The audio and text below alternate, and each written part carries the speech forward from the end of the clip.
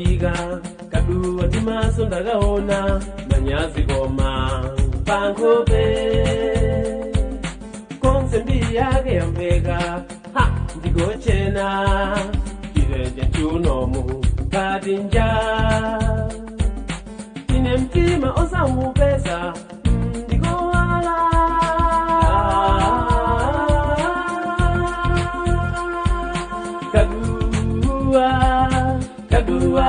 kadua monga dua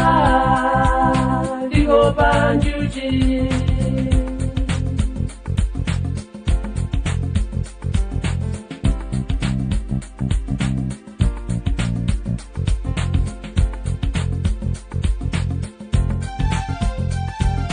zina lake ndiuzeni ndibeze ndeza basi ndikale nabo pabanja ndipange chikondi chabasi pa mtima kakakale kwati kuja uko kumuzi ine mtima usaupesa ndikuwala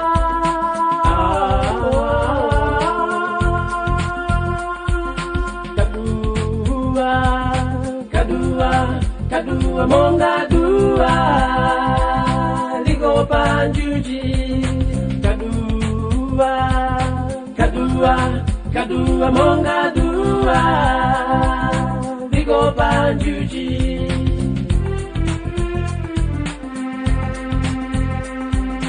pakatikaende pamseupa anyamata onse kucheuka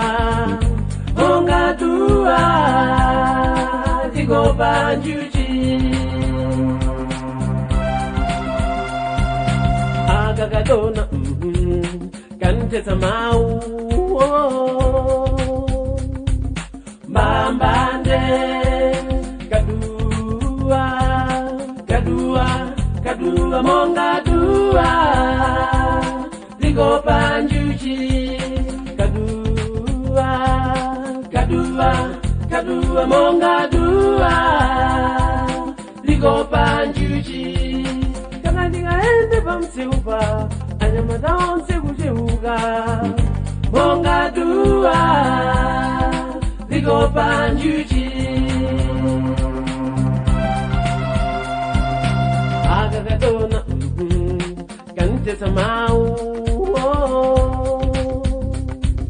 mbambande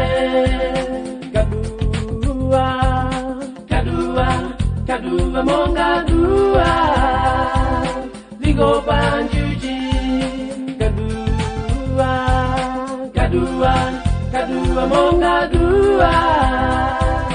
liko panjuji kadua monga dua